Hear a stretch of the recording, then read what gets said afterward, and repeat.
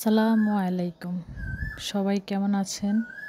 আশা করি সবাই ভালো আছেন, আমিও আলহামদুলিল্লাহ ভালো আছি। আশা করি আসলে এখনো ঈদের আমেজ যায় নাই। আসলে ১ সপ্তাহ ধরে তো ঈদ লাগে সবার কাছে। যাই হোক সবার ঘরে ঘরেই খুশি। মেহমান আসছে, কেউ দাওয়াত খেতে যাচ্ছে, কেউ কারো বাসায় মেহমান আসছে, ওইরকম আরকি। ঈদের আনন্দটাই আসলে এমন। তো আমরাও ছোটবেলায় কি বিয়ের আগে আরকি যেতাম ঈদের পরে দাওয়াত খেতে অনেক জায়গায়।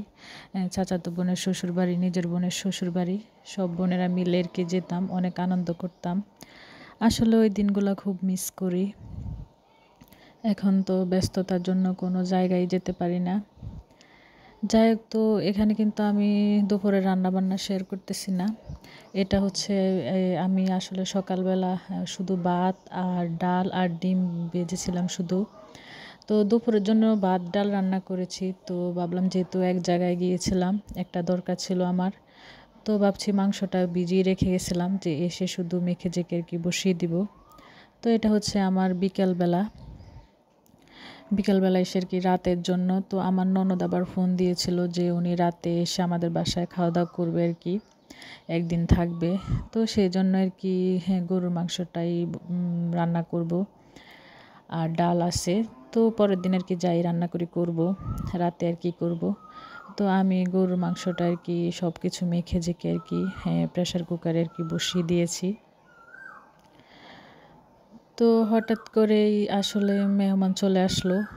আমার ননদের কথা বলতেছি না। আমার ননাসের বাড়ি থেকে আর কি আসলে বুনা খিচুড়ি পাঠাইছিল। তো এগুলা ছিল বলেই আর কি আসলে দুপুরে রান্নাটা করে যাই নাই, তরকারি রান্না করি নাই। তো এসে দেখি সবাই খাওয়া দাওয়া করেছে, শুধু আমারটা আর আমার হাজব্যান্ডেরটা ছিল। তো এটা গরম করে আমরা খেয়ে নিয়েছি। তো সন্ধ্যার পরে বলতে 7:30টার দিকে আর কি হঠাৎ করে দুই বাগ্নি, তারপর ওদের ছেলে মেয়ে আর একটা বাগ্নির হাজব্যান্ড আর কি চলে আসছে। তো ফোন দিয়ে আসে নাই। আমি তো অনেক রাগারাগি করছি যে যেহেতু জামাই নিয়ে আসছে, বাগ্নিরা আসলে আর কি অন্য হিসাব। এখন জামাই নিয়ে আসছে হঠাৎ করে ঈদের সময়। আসলে ফোন দিয়ে আসলে দেখা গেছে যে রাতের খাওয়া দাওয়ার আয়োজন করতাম। তাও গরুর মাংস ছিল, আমি পোলাও রান্না করতে চেয়েছিলাম, না দেয়নি ওরা। ওরা বলছে যে না, বাসায় অনেক কিছু আয়োজন করছে। সেজন্য আর কি করব, তো ঝটপট আর কি নাস্তারই আয়োজন করলাম। তো যেহেতু নুডলস আমার বাসায় ছিল, আসলে নুডলস আটা এগুলো আমার বাসায় সবসময় থাকে দেখা যায়।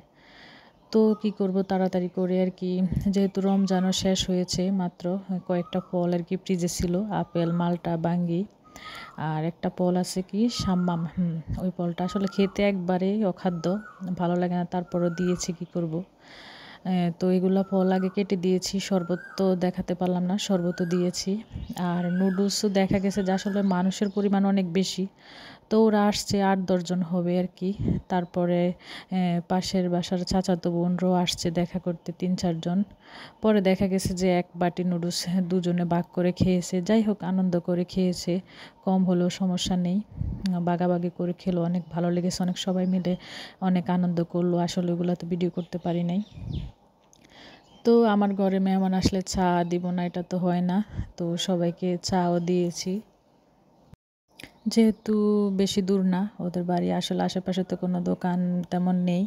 তো ওরা যা পেয়েছে তাই নিয়ে আসছে, চিপস আনছে, আরও বাচ্চাদেরকে দিয়েছি, তো একটু শেয়ার করলাম আর কি। তারপর জুস আনছিল, আরসি আনছে, 7 আপের কি এগুলো আনছে। তো যাই হোক তারপর তাদেরকে বিদায় করে আর কি এগুলো সব কিছু আমি ধুয়ে নিব আর কি, সব কিছু গুছিয়ে নিলাম। ভিডিওটা ছোট করে দিলাম। আর ননদের হাজব্যান্ড তো আছেই, তারা তো থাকবেই। তো অনেক কাজ, সকালবেলার বেশি কিছু শেয়ার করলাম না। এখানে খিচুড়ি আর কি আগের দিনে সব কিছু ছিল, ওইগুলো দিয়ে আর কি খিচুড়ি রান্না করেছি। যাই হোক, ভিডিওটা আর বেশি বড় করলাম না, আজকে ছোট্ট করেই দিলাম। আর সাথে খিচুড়ির সাথে আর কি ভর্তা করেছি, এই আর কি। তো আমার ভিডিওটা আজকে ছোট করেই দিয়েছি। যাই হোক, যে যেখান থেকে আমার ভিডিওটি দেখছেন সবাই ভালো থাকবেন, সুস্থ থাকবেন। আজকে এই পর্যন্তই। আল্লাহ হাফেজ।